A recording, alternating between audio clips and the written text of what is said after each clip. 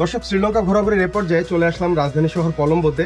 শহরের 161 বছরের পুরাতন গলফেস হোটেল থেকে আপনাদের স্বাগত জানাচ্ছি। আমি সাতিন শফিক। এবারের পর্বে আমরা ঘুরে দেখব চমৎকার কলম্বো শহর।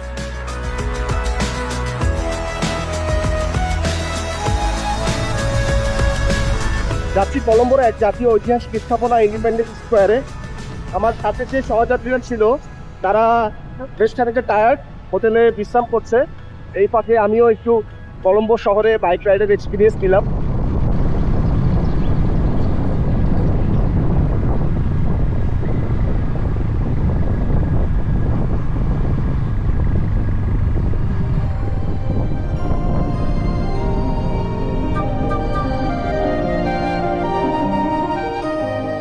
কলম্বোর সিনামন গার্ডেনে অবস্থিত ইন্ডিপেন্ডেন্স স্কোয়ার একটি জাতীয় স্মৃতিস্তম্ভ এলাকা। 1948 সালে শ্রীলঙ্কার স্বাধীনতা লাভের স্মৃতিকে স্মরণ করে এই মেমোরিয়ালটি নির্মাণ করা হয়। আর এর ডিজাইনটি করা হয়েছে ক্যান্ডির শেষ রাজা শ্রী বিক্রম রাজ সিংহের প্রাসাদের আদলে।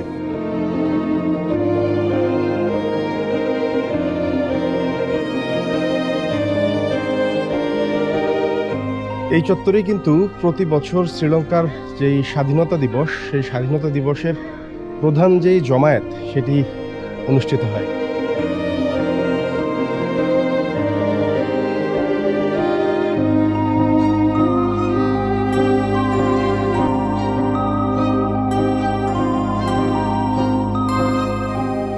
What is the time in the 5 minutes?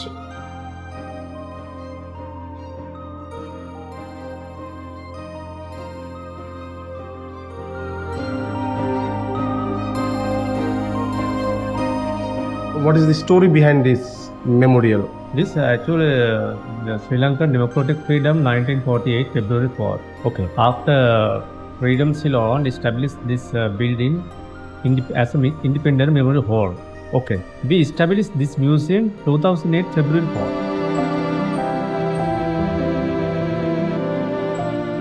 স্কোয়ারের ভেতরে অবস্থিত ইন্ডিপেন্ডেন্স মিউজিয়াম। এই মিউজিয়ামটিতে রাখা আছে দেশটির ঐতিহাসিক সব দলিল, স্বাধীনতা আন্দোলনের ছবি আর রাজনৈতিক নেতাদের ব্যবহার করা বিভিন্ন সামগ্রী। এছাড়াও আছে ঔপনিবেশিক আমলের বিভিন্ন নিদর্শন, পুরাতন অস্ত্র, মুদ্রা এবং স্বাধীনতা পরবর্তী শ্রীলঙ্কার রাজনৈতিক সামাজিক ইতিহাসের তথ্য সমৃদ্ধ নানা নিদর্শন।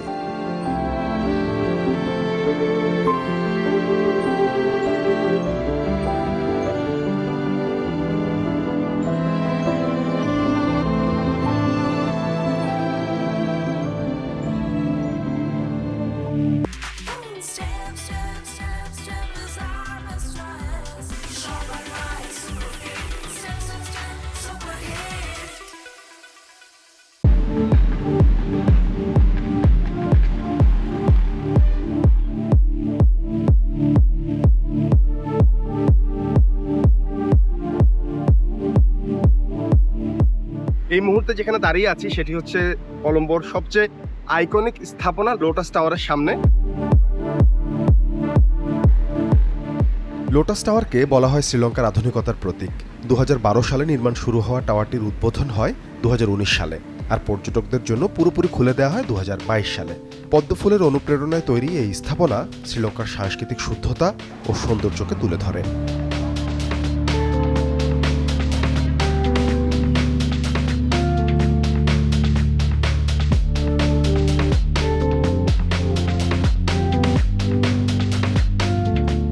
$350 মিটার উঁচু লোটাস টাওয়ার মূলত তৈরি করা হয়েছিল দেশের টেলিযোগাযোগ ও সম্প্রচার ব্যবস্থা আধুনিক করার জন্য। একই সাথে এটিকে বানানো হয়েছে এক বিশ্বমানের পর্যটন আকর্ষণ হিসেবে, যেখান থেকে কলম্বো শহরকে নতুনভাবে দেখার সুযোগ মেলে।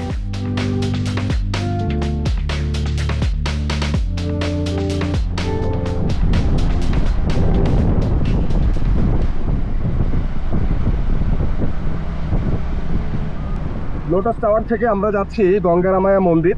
গঙ্গারামায়া মন্দির হচ্ছে কলম্বোর বৌদ্ধ স্থাপনাগুলোর মধ্যে অন্যতম একটি, যেটি আসলে লোটাস টাওয়ার থেকে প্রায় 2 কিলোমিটার দূরে অবস্থিত।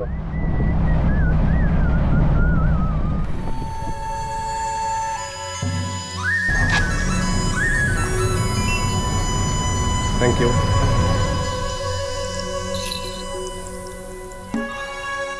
ব্যস্ত কলম্বো শহরের মাঝে এক টুকরো নিরিবিলি জায়গা এই গঙ্গারামায়া মন্দির। বেড়া লেকের ধারে এই মন্দিরটি শুধু শ্রীলঙ্কার বৌদ্ধ ঐতিহ্যের প্রতীকী নয়, বরং ইতিহাস, শিল্পকলা আর আধ্যাত্মিকতার এক বিশাল ভাণ্ডার।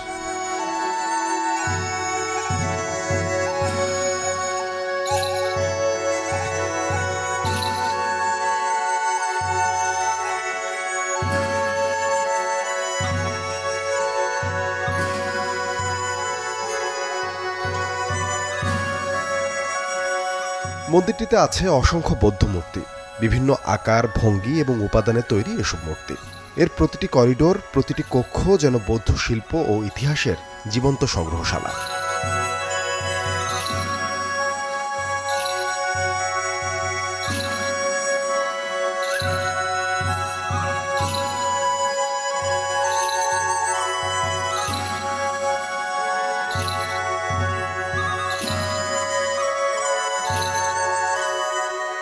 গঙ্গারামায়ার সবচেয়ে চমকপ্রদ অংশ হলো এর বিশাল মিউজিয়াম কমপ্লেক্স।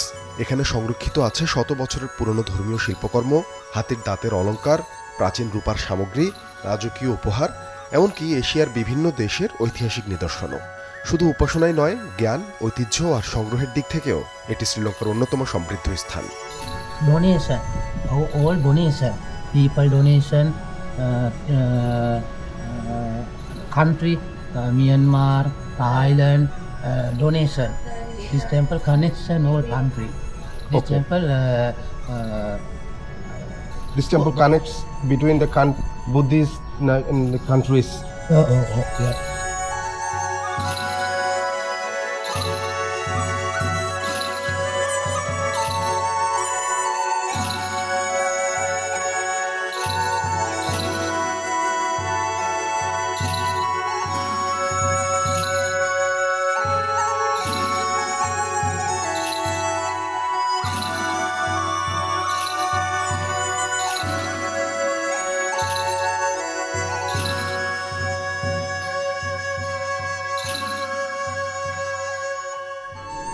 এই মন্দিরটির বিভিন্ন কক্ষে যে বিচিত্র সব জিনিস দেখা যাচ্ছে, সেগুলো কিন্তু সারা বিশ্বের ভক্তরা এই মন্দিরকে দান করেছে, অর্থাৎ গিফট করেছে।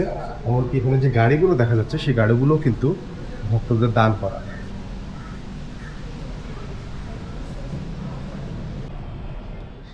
এটি মূলত একটি মন্দির হলেও প্রথম দেখায় অনেকে এটিকে একটি জাদুঘর বলে ভুল করতে পারেন। এত আশ্চর্য সব জিনিসের সংগ্রহশালা কোনো মন্দিরে থাকতে পারে, এটা কিন্তু আমার প্রথম দেখা। এবং সারা বিশ্বের ভক্তরা এই মন্দিরকে গিফট হিসেবে এসব জিনিস দান করেছে।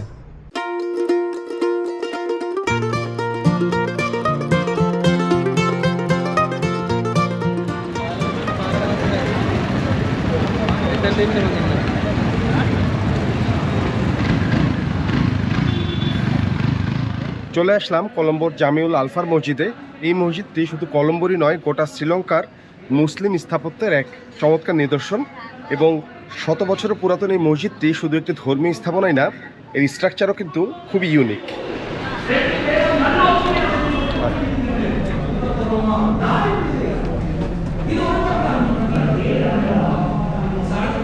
জামিউল আলফার মসজিদটি রেড মস্ক নামেও পরিচিত। 1908-9 সালের দিকে স্থানীয় মুসলিম ব্যবসায়ীদের উদ্যোগে এটি নির্মিত হয়।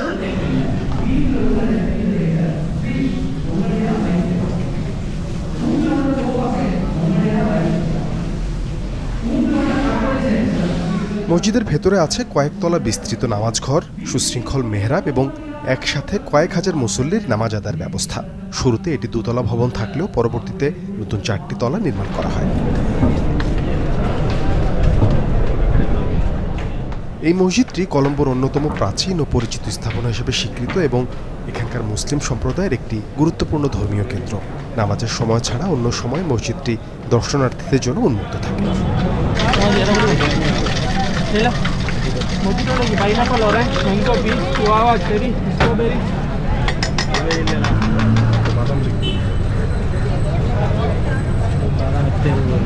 কলম্বোর এই বিখ্যাত মসজিদটিতে জুমার নামাজ পড়লাম।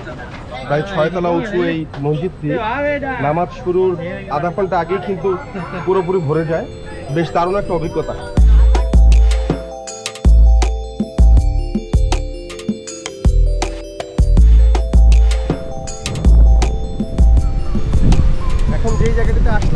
এটি হচ্ছে কলম্বো শহরের সবচেয়ে বড় খোলা প্রান্তর এবং এই শহরের মানুষের অবকাশ কাটানোর জন্য সবচেয়ে জনপ্রিয় জায়গা। নাম হচ্ছে গল্ফ ফেস গ্রিন। যেই গল্ফ ফেস হোটেলে আছি তার ঠিক পাশেই এর অবস্থান। এর এক পাশে সবুজ লম্বা চত্বর আর হচ্ছে ভারত মহাসাগর।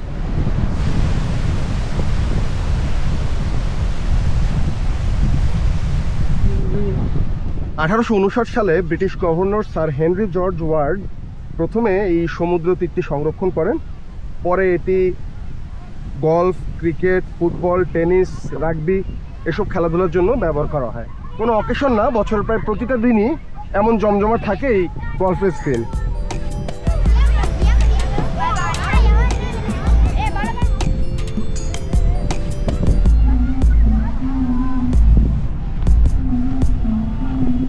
রনি ভাই, আমাদের ঢাকা শহরে যদি এরকম একটা জায়গা থাকতো কেমন হতো বলেন তো? এক্স্যাক্টলি এই কথাই আমি বলছিলাম একটু আগে চৌধুরীকে, যে শুধু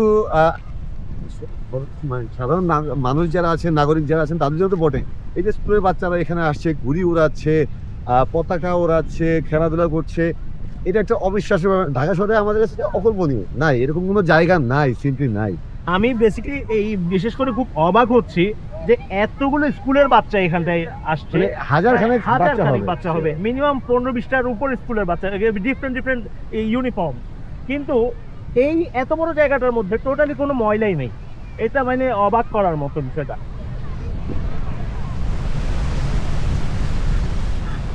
সমুদ্র জিনিসটাকে শ্রীলঙ্কা এসে দেখলাম একটা ছেলে খেলার মতো ব্যাপার। আমরা গল থেকে কলম্বো আসার পথে পুরো রাস্তাটাই সমুদ্রের পার করে এখন কলম্বো শহরের পাশে এই যে গল্ফের গ্রিন যে জায়গাটা, তার পাশেও কিন্তু একটি স্যান্ডি বিচ, যেখানে চমৎকার অবসর কাটাতে পারছে শহরের মানুষরা। এই জিনিসটা আসলে আমাদের কাছে এক ধরনের কল্পনার মতো।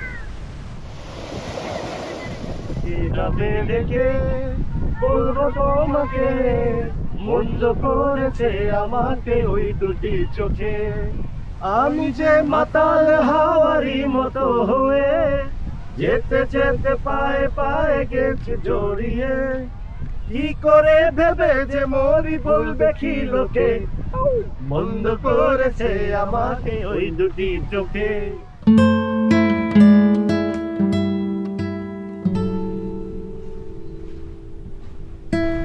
ঐতিহাসিক যে হোটেলটিতে আছি সেই গলফেস হোটেল এখন আপনাদের ঘুরিয়ে দেখাবো।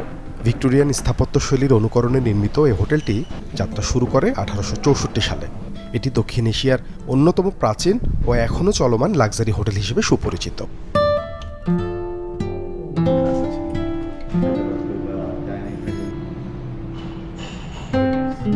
হোটেলের ভেতরে একটি ছোট জাদুঘরের মতো সংগ্রহশালা আছে, যেখানে রাখা আছে উপনিবেশ আমলের আসবাবপত্র, পুরনো ফটোগ্রাফ, ঐতিহাসিক নথি, প্রাচীন ঘড়ি এবং বিখ্যাত অতিথিদের ব্যবহৃত বিভিন্ন সামগ্রী।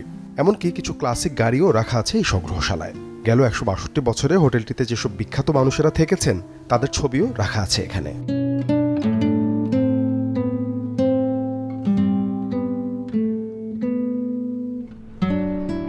শ্রীলঙ্কা এসে একটা জিনিস দেখলাম, তাদের অনেক পুরাতন যে হোটেলগুলো আছে, আমরা ক্যান্ডিতেও দেখেছি, এটাকে তারা এত সুন্দরভাবে প্রিজার্ভ করে রাখে, ইতিহাসগুলো এত চমৎকারভাবে সংরক্ষণ করে রাখে।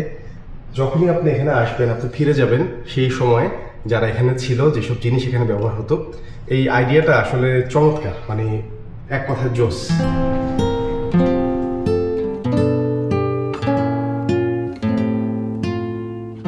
দর্শক, এরই মধ্য দিয়ে শেষ হচ্ছে আমাদের 12 দিনের শ্রীলঙ্কা ঘোরাঘুরির পর্ব। এবার দেশে ফেরার পালা। এক্সপ্রেস 24-এ আপনাদের সাথে আবার দেখা হবে নতুন কোনো লোকেশনে, নতুন কোনো গল্প নিয়ে।